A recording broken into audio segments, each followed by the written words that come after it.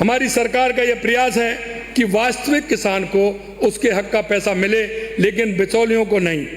खेत में खड़ा किसान जब मुस्कुराता है तब शासन को अपने काम पर गर्व होता है। और मुझे कहने में खुशी है कि मेरे राजस्थान का किसान गर्व के साथ वो खुशी मना रहा है। माननीय अध्यक्ष जी, पिछली सरकार में सबसे ज्यादा अगर कोई ठगा गया तो हमारे प्रदेश का युवा साथी ठगा गया। देश के यशस्वी प्रधानमंत्री जी ने विधानसभा चुनाव के समय युवाओं से वादा किया था कि हम राजस्थान को पेपर लीक, नौकरियों की लूट से मुक्ति दिलाएंगे। हमारी सरकार ने वादे के अनुसार शपथ लेते ही 16 दिसंबर को, 15 को हमने शपथ ली थी, 16 दिसंबर को ही 2023 को एसआईटी का गठन हमने कर दिया। अब तक, मैं लास्ट नहीं करा रहा हूं, अब तक कह रहा हूं, क्यों आगे और भी आ सकती हैं, इसलिए अब तक 140 एफआईआर दर्ज कर 428 से अधिक अपराधियों को जेल की सलाखों के पीछे जा चुका है, भेजे जा चुका है।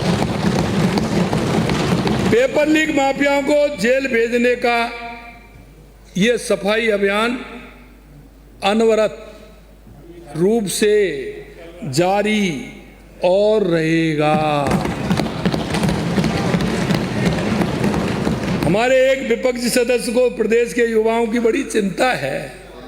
जब ये मंत्री थे और लोग अपनी परेशानी लेकर उनके पास जाते थे तो ये कौन सा बाड़ा था उसका रास्ता दिखा देते थे, कौन सा बाड़ा था उसका रास्ता दिखा देते थे। अध्यक्ष महोदय, इस सदन में 3 फरवरी को हुई बहस में हमारी साथी ने उस बाड़े के बारे में पूरा इतिहास बता दिया था। अब आप ये बताओ, मुझे इस पर दोबारा बोलने की जरूरत है क्या? आज मैं किसी व्यक्ति की बात नहीं कर रहा, मैं एक प्रवृत्ति की बात कर रहा हूं, और उस प्रवृत्ति की जो कुर्सी पर बैठते ही बदल जाती है और कुर्सी जाते ही ज्ञान का ग्रंथ बन जाती है।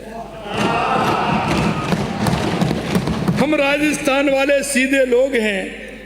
यहां कहा जाता है जब तक ऊंट खड़ा रहता है तब तक आदमी को रेत नहीं दिखती है। एक समय था जब कुछ लोग सत्ता में थे, पूरा कुनबा साथ था, एक हाथ में हुक्म तो दूसरे में रिश्तेदारी थी। तब सिस्टम बड़ा समझदार था। इम्तिहान होते थे पर मेहनत से पहले पहचान देखी जाती थी।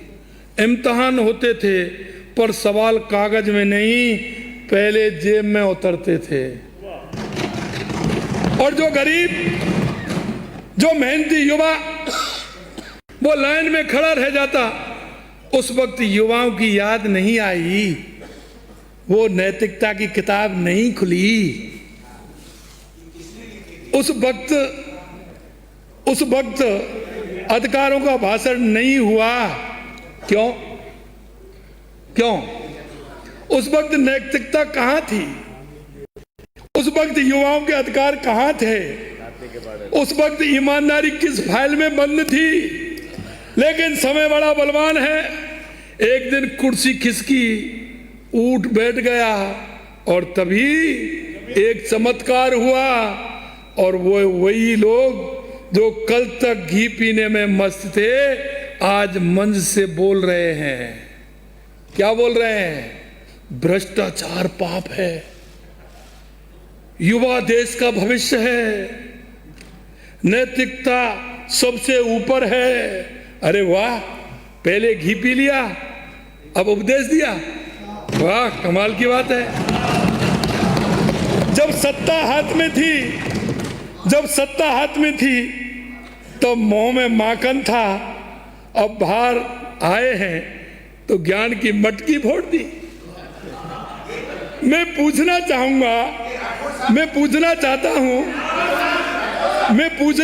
हूं जब कुर्सी थी तब जुबान कहां थी, और जब फैसले का करने का वक्त था तब विवेक छुट्टी पर क्यों था? जब विवेक छुट्टी पर था और सबसे मजेदार बात यह है, अब हर मंच से ईमानदारी का पाठ पढ़ाया जा रहा है। अरे भाई, ईमानदारी कोई रिटायरमेंट के बाद की योजना नहीं होती। रिटायरमेंट के बाद की योजना होती है क्या अध्यक्ष जी? ईमानदारी कोई रिटायरमेंट के बाद की योजना नहीं होती। ईमानदारी तो वो चीज है जो कुर्सी पर बैठकर दिखाई जाती है, ना कुर्सी से उतरकर सुनाई जाती है। साहब, युवाओं को भाषण नहीं चाहिए, युवाओं को बराबरी का मौका चाहिए, उन्हें नैतिकता की कहानी चाहिए, उन्हें निष्पक्ष परीक्षा चाहिए। माननीय अध्यक्ष जी, जरूरत तो प्रदेश के युवाओं में विश्वास बहाली की थी, जो हमने करके दिखाया। आज प्रदेश के युवाओं के लिए अवसरों का अंबार लगा हुआ है। अब तक 1 लाख से अधिक पदों पर नियुक्तियां दी जा चुकी हैं और 1,53,000 से अधिक पदों पर भर्ती प्रक्रियाधीन चल रही है। और हाल ही में हमने युवा दिवस पर 1 लाख सरकारी पदों पर भर्तियों का कैलेंडर भी हमने जारी किया। साथ ही पिछले 2 साल में निजी क्षेत्र में भी युवाओं के लिए 2 लाख से अधिक रोजगार के अवसर सृजित हुए हैं। हमने उम्मीदों को फिर से पंख दिए हैं। आज मेहनती युवाओं का सपना साकार हो रहा है। हमने उम्मीदों को फिर से पंख दिए हैं। आज मेहनती युवाओं का सपना साकार हो रहा है।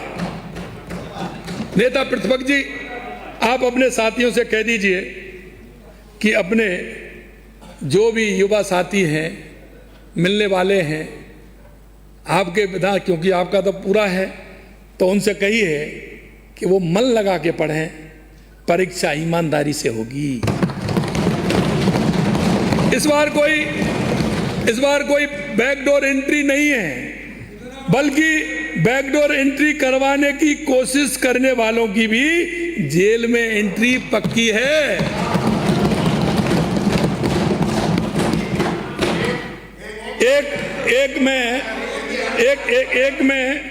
माननीय, मैं वही कह रहा हूं, मैं एक भी बार नहीं बोला। नहीं, सुझाव मैं बाद में ले लूंगा आपसे। विपक्ष के एक बड़े नेता अपने आप को महात्मा करा देंगे, वो भी आ रहा हूं। विपक्ष के एक बड़े नेता अपने आप को, क्योंकि मैं पिछली बार भी मैंने कहा कि जो सदस्य उपस्थित नहीं रहे उनके बारे में मैं कहना नहीं चाहता हूं, लेकिन मुझे उम्मीद थी कि सदन में आएंगे, लेकिन इंतजार कितना करूं? मेरा तीसरा बजट है, ये अब का हमारा तीसरा बजट है। ये तो आने वाला समय और वक्त बताएगा। वक्त बड़ा बलवान होता है जी, वक्त बड़ा बलवान होता है। यही गलतफहमी तो तुमको उधर बैठा दिया, इसी गलतफहमी ने तो, क्योंकि जब तुम कुछ दिख नहीं रहा था, आपके आंखों पर वो जो एक परत जो चढ़ी हुई थी, उस परत में आप कुछ देख ही नहीं पाए।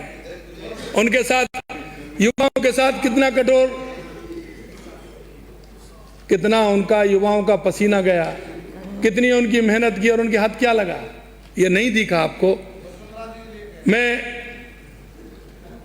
उन विपक्ष के बड़े नेता अपने आप को महात्मा गांधी का अनुयायी बताते हैं, मैं उन्हें सलाह देता हूं कि आप महात्मा गांधी की आत्मकथा सत्य के साथ प्रयोग, कौन सी?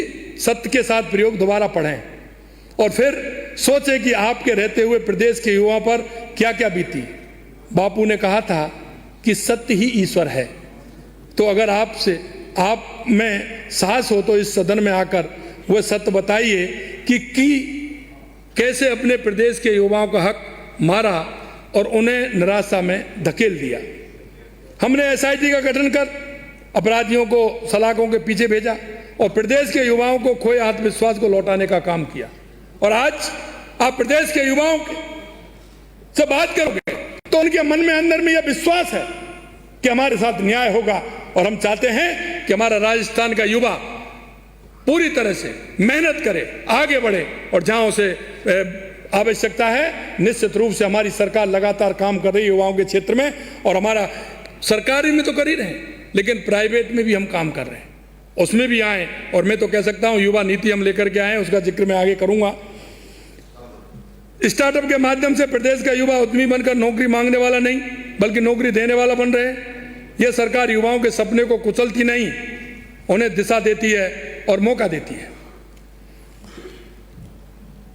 माननीय अध्यक्ष जी, कई मेरे सदस्यगण कानून व्यवस्था के बारे में बात कर रहे थे। सदन में कई माननीय सदस्यों ने प्रदेश की कानून व्यवस्था के बारे में कई प्रकार की टीका टिप्पणियां की हैं।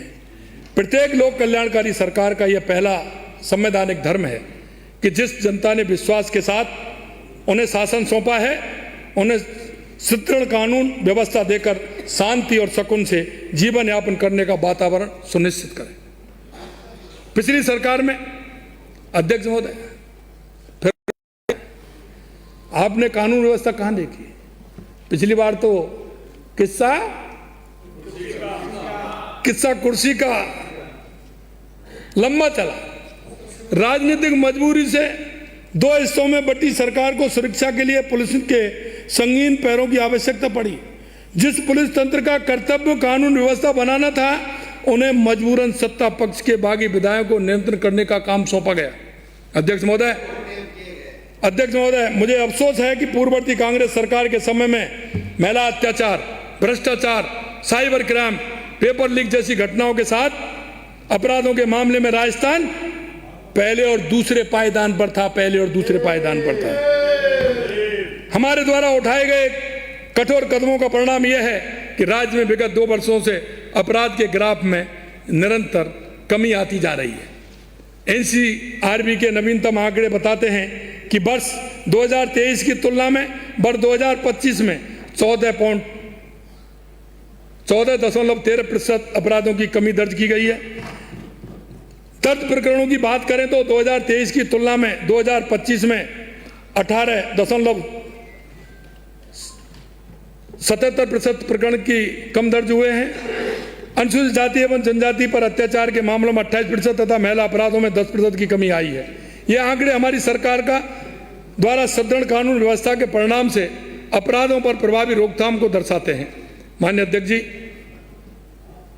मैं आदि आबादी हमारी माता बहनों के बारे में भी चर्चा करना चाहता हूँ। नारी शक्ति ने कठिन परिस्थितियों में हमारे समाज को और संस्कृति को संरक्षित करने का काम किया। महिलाएं केवल हमारे परिवार की दूरी ही नहीं है, बल्कि आधुनिक नए राजस्थान की शिल्पकार भी हैं। महिलाओं का मान सम्मान, स्वाभिमान एवं महिला सशक्तिकरण हमारी सरकार की सर्वोच्च प्राथमिकता है। राज्य में विभिन्न कल्याणकारी योजनाओं के माध्यम से महिलाओं और बच्चों के पोषण और स्वास्थ्य स्तर सुधर रहा है।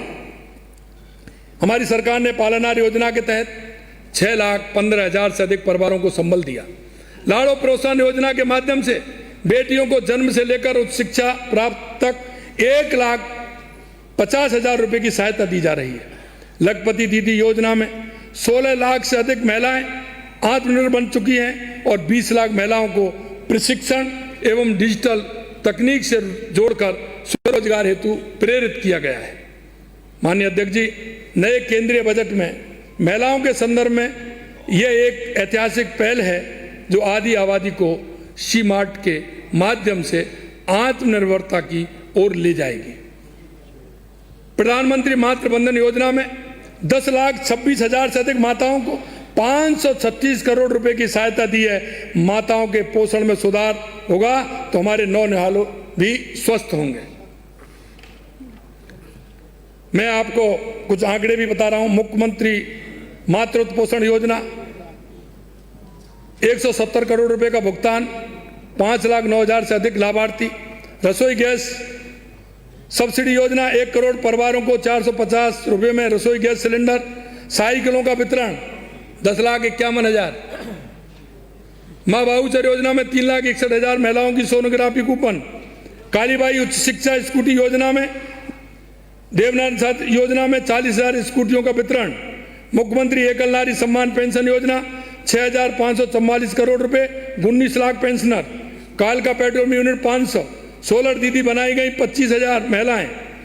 महिला शक्ति आत्मरक्षा प्रशिक्षण 3 लाख महिलाएं बालिकाओं को आत्मरक्षा का प्रशिक्षण दिया गया।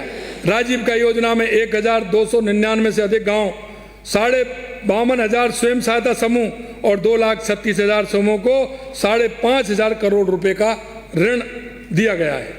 माननीय अध्यक्ष जी, हमारी सरकार युवा, महिला, किसान और गरीब को लेकर के चलती है, क्योंकि यह 4 जातियां हमारे देश के यशस्वी प्रधानमंत्री नरेंद्र मोदी जी कहते हैं कि हमारी इन चार जातियां हमारी ये बढ़ेंगी तो निश्चित रूप से मेरे गांव का, मेरे जिले का, मेरे प्रदेश का और मेरे देश का विकास होगा।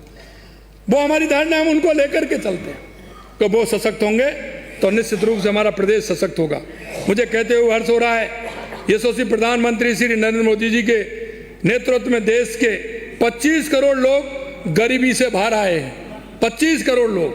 ये गरीब कल्याण के प्रति हमारे समर्पण और संकल्प को दिखाता है। अंतिम पंक्ति में भरोसा जगाने के लिए हमारी सरकार ने पहले दिन से ही पंडित दीनदयाल उपाध्याय जी के दिखाए गए मार्ग, लक्ष्य अंत्योदय, पथ अंत्योदय और प्रण अंत्योदय के भाव से प्रदेश में गरीब व्यक्ति के उत्थान और कल्याण के लिए लगातार हमारी सरकार काम कर रही है। हम प्रदेश के जरूरतमंद परिवारों को 450 रुपये में रसोई गैस सिलेंडर उपलब्ध करवा रहे हैं। इसके लिए अब तक 1,066 करोड़ रुपए की सब्सिडी दी जा चुकी है, क्योंकि सपने दिखाने वाले अलग होते हैं और करने वाले और होते हैं। खाद्य सुरक्षा योजना का फायदा हर पात्र एवं जरूरतमंद व्यक्ति तक पहुंचना चाहिए। इसलिए हमने खाद्य सुरक्षा की सूची में 73,40,000 नए नाम शामिल किए हैं। नए नाम मान्य अध्यक्ष,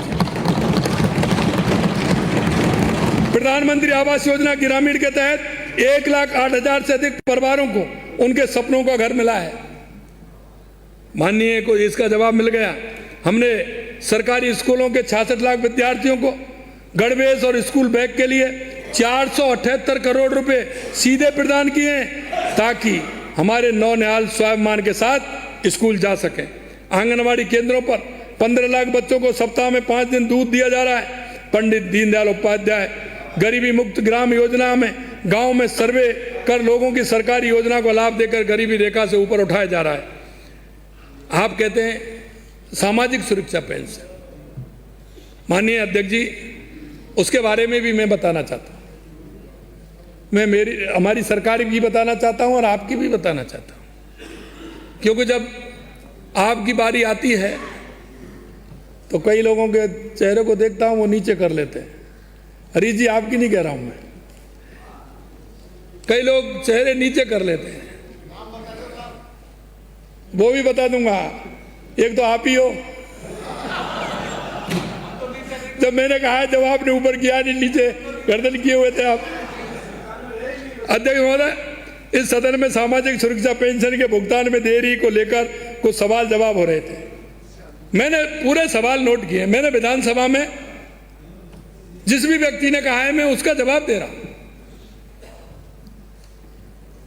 मैं अपने प्रतिपक्ष के साथियों से कहना चाहूंगा कि अब थोड़ा आप अपना इतिहास भी सुन लें। आपने अप्रैल 2023 की पेंशन अगस्त 2023 में दी, जुलाई 2023 की पेंशन अक्टूबर में दी, सितंबर 2023 के बाद पेंशन देकर ही नहीं गए, वो हमने आते ही दिसंबर में दी। हम आते ही दिसंबर में दी। अरे उससे पहले वाली तो दे देते, उससे पहले वाली तो दे देते। आचार संहिता तो पहली वाली क्यों नहीं दी, वो भी तो बताइए। अध्यक्ष, मैं आपके माध्यम से सदन को अवगत कराना चाहूंगा कि सामाजिक सुरक्षा पेंशनर्स को समय पर पेंशन का भुगतान करना हमारी सरकार की प्राथमिकता है। माननीय सदस्य अपनी सरकार के कार्यकाल की बात कर रहे हैं, जहां 4-4 महीने की सामाजिक सुरक्षा पेंशन बकाया रहती थी। हमारी सरकार वर्तमान में दे पेंशन का भुगतान तो समय पर कर ही, साथ ही आपकी सरकार द्वारा बकाया छोड़ी गई पेंशन का भुगतान भी किया है। मैं अवगत कराना चाहूंगा कि जहां कांग्रेस के शासन 2023-24 में सामाजिक सुरक्षा पेंशन के रूप में केवल, आप अंतर देख लेना है, अंतर नजर आ जाएगा। 9,500 करोड़ रुपए का भुगतान किया था, जबकि हमारी सरकार ने पेंशनरों के हित को ध्यान में रखते हुए 24-25 में कितना बढ़ा, 12,816 करोड़ रुपए का भुगतान किया था हमारी सरकार ने। वर्ष 2023-24 में किए गए भुगतान से लगभग 35% अधिक था। माननीय अध्यक्ष जी, अब आप लगा लीजिए वो कितने दिन की थी, वो कह रहे हैं आचार संहिता की थी। अरे आप हिसाब लगा लीजिए, 35% हमने भुगतान किया। वर्ष 2025-26 में भी 25-26 में भी क्योंकि हमने 10,876 करोड़ रुपए का भुगतान किया जा चुका है।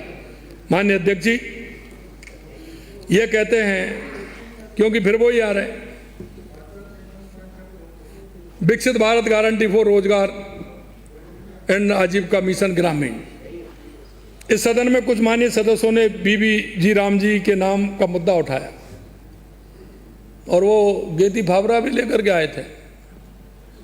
अरे उनको ये नहीं पता है गेती को किधर से पकड़ना है। मैं सही बता रहा हूं आपको, उन्होंने जीवन में गेती देखी ही नहीं। भाई उनको क्या मतलब है, उनके तो पार्क में भी काम करने वाला कोई दूसरा आता है, तो वो कहां से पकड़ेंगे, कैसे करेंगे। मैं देख रहा था उस दिन, वो डलिया को तो ऐसे रख रहे थे जन कितनी मिट्टी डाल करके आएंगे। अरे इतना काम दिखावे की जगह अगर कहीं साफ सफाइयत का कर लेते, कहीं किसान के सहयोग का कर लेते, तो किसान वो जीवन भर आपको याद रखता कि मेरे यहाँ एक जनप्रतिनिधि आया, मेरा कोई जनप्रतिनिधि आया, उसने कुछ किया। लेकिन आप ऐसा दिखावा कर रहे हैं। अरे भाई, ये दिखावे से किसान नहीं बन जाओगे, मजदूर नहीं बन जाओगे। आपकी हालत सबको पता है आप क्या है। वो मजदूर तो बेचारा आप तक पहुंच ही नहीं सकता। माननीय अध्यक्ष महोदय, मैं सदन को बताना चाहूंगा कि बीवी जी राम जी का पूरा नाम मैंने अभी बताया आपको।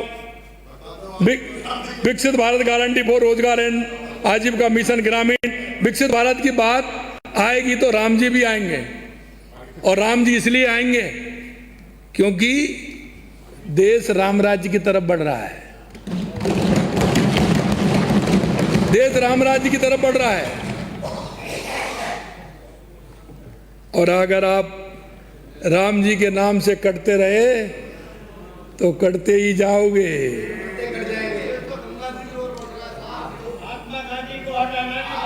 राम जी की कृपा, राम जी की कृपा से अब, राम जी की कृपा से अब 100 दिन के रोजगार की जगह 125 दिन का रोजगार मिल सकेगा। मैं अपने कांग्रेस के मित्रों से पूछना चाहता हूं कि राम नाम से आपको इतनी तकलीफ क्यों होती है। निकल गया। महात्मा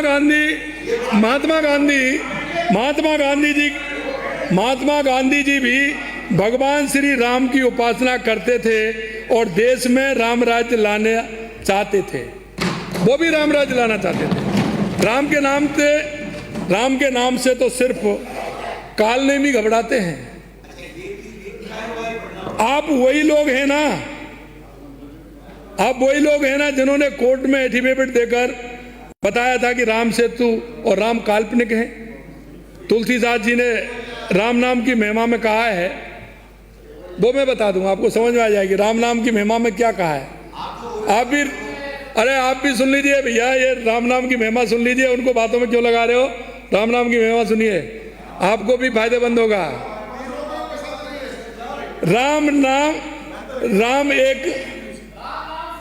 राम एक तापस्तीय तारी, राम एक तापस्तीय तारी, नाम कोटि खल कुमत सुधारी।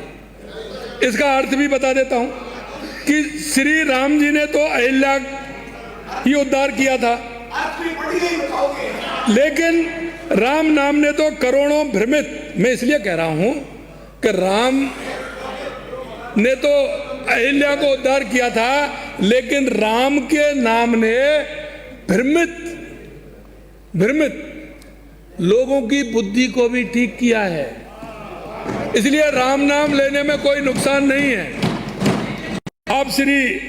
आप भी श्री राम जी का नाम लेते रहिए, जीवन अच्छे से पार हो जाएगा।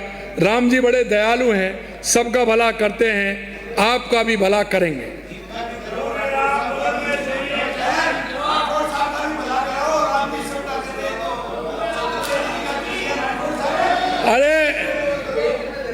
अरे मैं वो ही कह रहा हूं, आप सुन लीजिए, राम जी को अपना लीजिए, फायदा में रहोगे, और नहीं तो वो कौन सा ऐड आता है, नजर नहीं आओगे। हमारा आदर्श वह राम राज्य है जिसमें कोई दुखी नहीं था, सब स्वस्थ और खुशहाल थे। हमारी सरकार ने प्रदेशवासियों के बेहतर स्वास्थ्य के लिए अनेक कदम उठाए हैं। पैसे का अभाव किसी भी व्यक्ति के इलाज में अड़चन न बने, इसके लिए हमारी सरकार ने मुख्यमंत्री आयुष्मान आरोग्य योजना के माध्यम से 25 लाख रुपए तक का स्वास्थ्य बीमा उपलब्ध करवा रही है। आज प्रदेश के 1,36,00,000 परिवारों को यह सुरक्षा कवच मिला हुआ है। इस योजना के तहत पिछले 2 वर्षों में 37,53,000 रोगियों को 7,645 करोड़ रुपए का कैशलेस उपचार हुआ है। राज्य सरकार ने मां योजना के तहत अभूतपूर्व पहल की है।